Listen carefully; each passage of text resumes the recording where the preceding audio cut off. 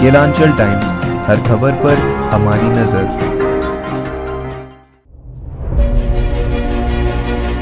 कोविड-19 संक्रमण से बचने के लिए आपने अखबारों में विज्ञापन, टीवी, मोबाइल में देखने एवं सुनने को मिला होगा, लेकिन यहाँ हम आपको दिखा रहे हैं कि इस कोरोना काल में लोगों ने एक दूसरे के सारथी कैसे बने।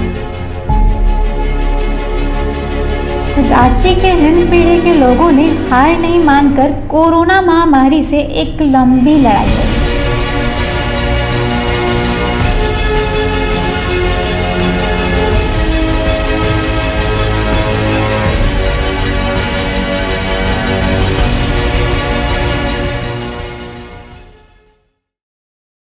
निःशुल्क सेवा, ड्राइवर भी सोसाइटी का सभी मेंबर ड्राइवर है जी। कोई भी हमारे एरिया में कोई भी गरीब आदमी इस कोरोना काल में भूखा ना रहे, उसको घर घर तक हम लोग राशन पहुंचाने का काम है। लोगों का भरपूर सेवा किया, चाहे वो इस संस्था से कम 12 से 14 लाख रुपया का हम लोग सूखा राशन बांटे हैं।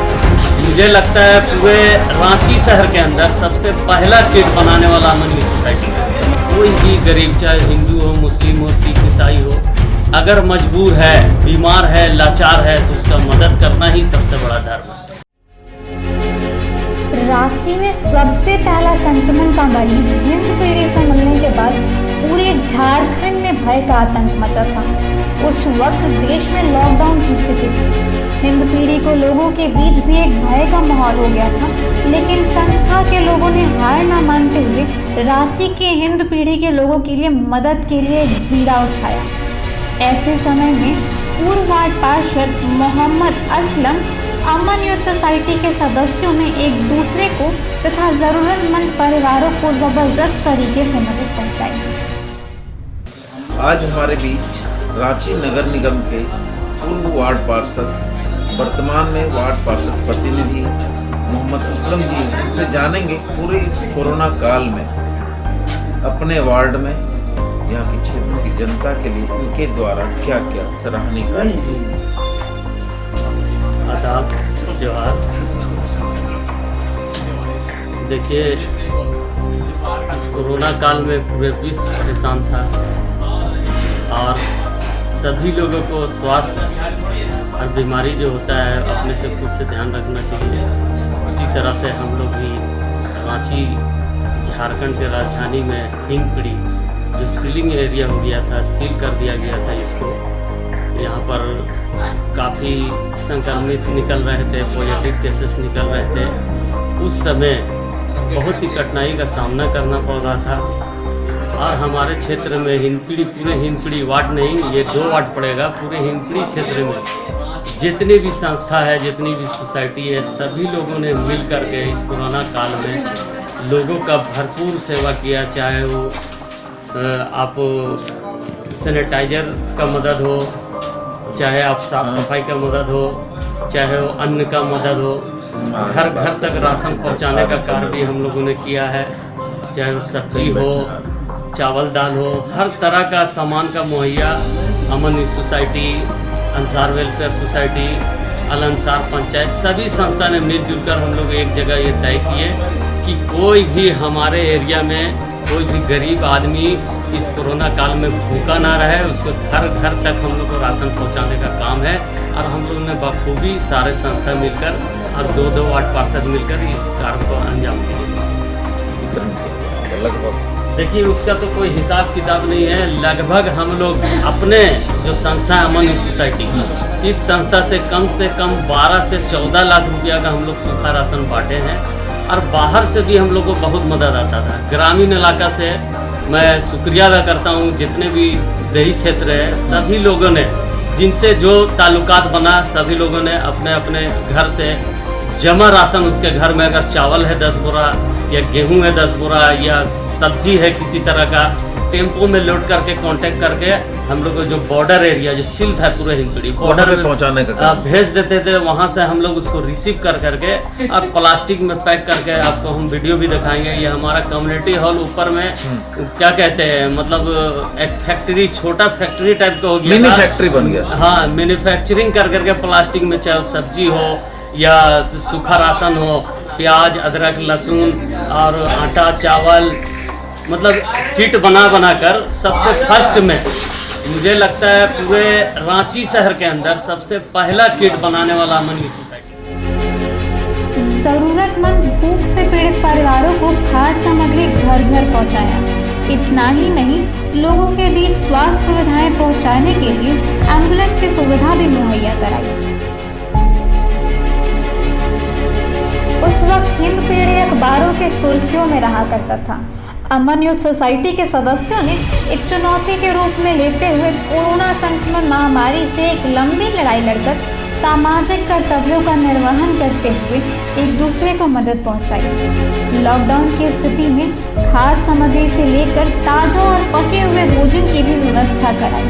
लगातार कई महीनों तक चले ताज़ा भोजन तथा खाद्य सामग्री हिंद पीढ़ी ने लोगों तक सामाजिक बुराइयां तथा भेदभाव को छोड़कर एक दूसरे की मदद पहुंचाई और आज हिंद पीढ़ी धीरे धीरे कोरोना संक्रमण से दूर है।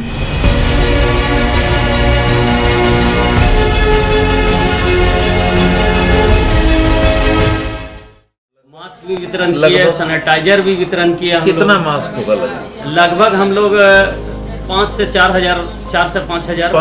सैनिटाइजर भी लगभग इतना है। सैनिटाइजर 2-2.5 हजार हम लोग वितरण किया और अपने मतलब सोसाइटी का बता रहे हैं। बाकी लोग जो जितना ये करने के बाद आपको कैसा फील हुआ लोगों की मदद करने के बाद? देखिए, दुनिया में सबसे अच्छा इबादत है कि लोगों का खिदमत करना। ये जो है सबसे बड़ा, हमारे किताब में भी लिखा हुआ है, धार्मिक कोई बात नहीं करना है। कोई भी गरीब, चाहे हिंदू हो, मुस्लिम हो, सिख, ईसाई हो, अगर मजबूर है, बीमार है, लाचार है, तो उसका मदद करना ही सबसे बड़ा धर्म है। मतलब हम लोगों ने इस कार्य को अंजाम दिया। कोई जात पात की राजनीति ना करते हुए लॉकडाउन में कोई जात पात। आप देख लीजिए, यहाँ पर हरिजन की आबादी है हमारे सोसाइटी के सामने। सभी लोगों के घर में अपने से खुद से जाकर हम लोगों ने राशन पहुँचाने का काम। इसके अलावा आपके वार्ड की मुख्य समस्याएं क्या रह गई? देखिए, वार्ड में तो मुख्य समस्या है साफ सफाई का व्यवस्था बहुत ही खराब चल रहा है।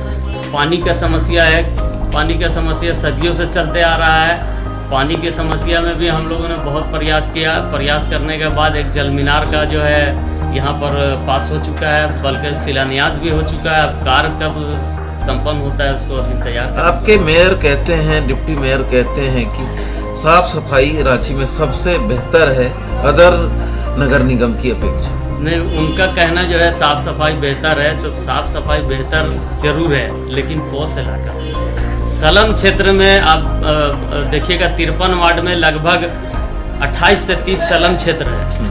आप वहाँ पर मेरा ही वार्ड का नहीं, ये 28 वार्ड में आप विजिट कीजिएगा तो सब जगह सफाई व्यवस्था खराब है। पॉश इलाका में साफ सफाई है। इसमें नगर निगम है, मेयर डिप्टी मेयर है। मेयर डिप्टी मेयर जी बिल्कुल।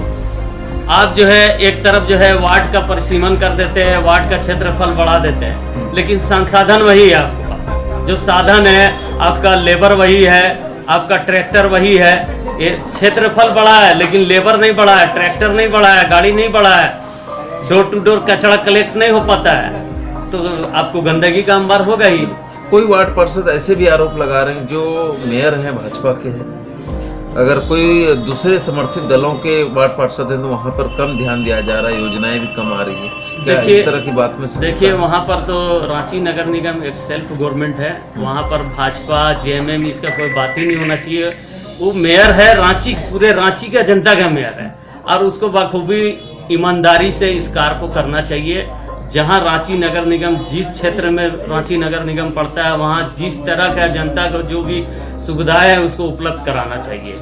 हम लोग तो ये नहीं मानते कि मेयर जो है भाजपा का है, बल्कि पूरे रांची शहर का मेयर है। देखिए, हमारा क्षेत्र तो पूरा सलम क्षेत्र था। 2008 में जब चुनाव जीत करके आए, कच्ची सड़क, कच्ची नाली, हर जगह कूड़ा का अंबार। आप इस जो जगह में बैठे हुए हैं, यहाँ कचरा का अंबार रहता था। इस जगह को साफ, सबसे मेरा पहला काम था इस एरिया को साफ कराना। यहाँ टूटा फूटा एक शौचालय था, उस शौचालय को निर्माण कराए। उसके बाद जो जगह बचाया उसको कम्युनिटी हॉल बनवाए। लोगों को बहुत तरह का यहाँ से सेवा होता है, अपना भी सामाजिक कार्य होता है और गरीब लोगों को यहाँ पर शादी ब्याह का भी कार्य हो जाता है। ये काम करवाया। और कच्ची सड़क, कच्ची नाली लगभग हमारे क्षेत्र में 200-250 है, लेकिन उसमें से लगभग आधे से ज़्यादा हम लोगों ने ये 13वां साल में हम लोग काम कर चुके हैं। अभी 2 साल का कार्यकाल बचा हुआ है। इसमें भी लगभग मेरा बड़ी बड़ी योजना 5-6 योजना हम 15 फाइनेंस के द्वारा अभी बना करके दिए हुए हैं। अगर वो पास हो जाती है, कुछ हद तक हमारे एरिया में रोड और नाली का काम बहुत कम बच पाएगा। मतलब सब काम लगभग हो चुका है, लगभग हो ही रहा है। समस्याएं सिर्फ साफ सफाई की है, पानी की है। जी, साफ सफाई की समस्या है, पानी की है। साफ सफाई का व्यवस्था तभी दुरुस्त हो पाएगा अपने क्षेत्र में एक डंपिंग यार्ड बन जाए और गाड़ी हम लोग को ट्रैक्टर और जो छोटा गाड़ी टाटा होता है वो 2-4 बढ़ जाए और लेबर कूली बढ़ जाए तो साफ सफाई इंशाल्लाह दुरुस्त हो जाएगी। इसके अलावा कोई समस्या है? इसके अलावा समस्या है कि जल्द से जल्द जल मीनार का काम चल रहे। नगर विकास द्वारा जो है जल मीनार जुटको कंपनी को दिया गया है। जुटको फिर एल&टी कोई ग्रुप है उसको दिया गया है। एल&टी ग्रुप अगर जल्द से जल्द इस कार्य को अंजाम देता है, फिर पाइपलाइन सेकंड फेज में पाइपलाइन बिछना है, पाइपलाइन बिछ जाए तो पानी का हद तक समस्या दूर हो सकता है पूरे हिंदपीढ़ी क्षेत्र का।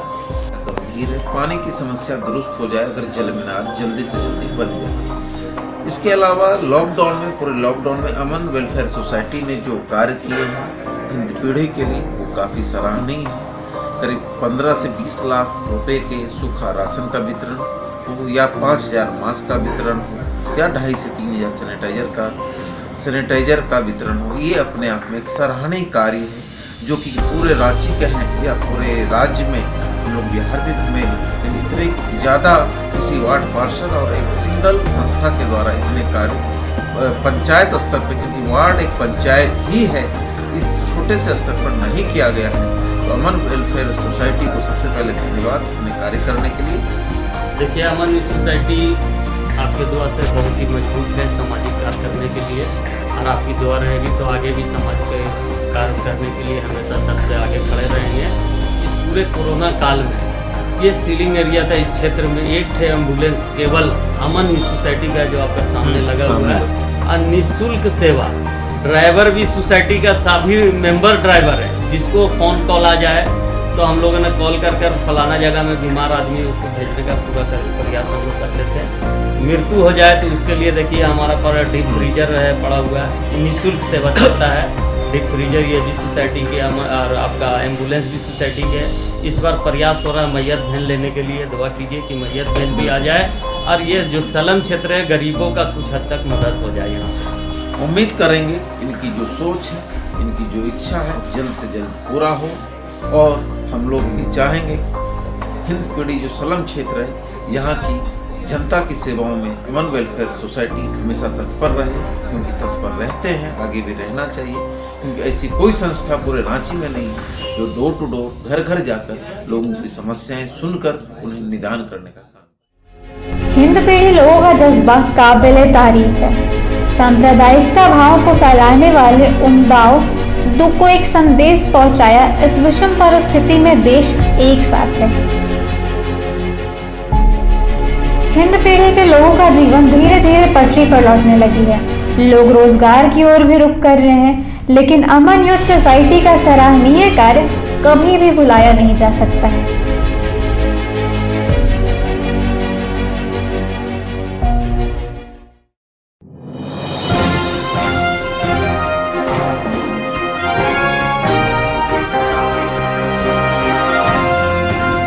केलांचल टाइम्स, हर खबर पर हमारी नजर।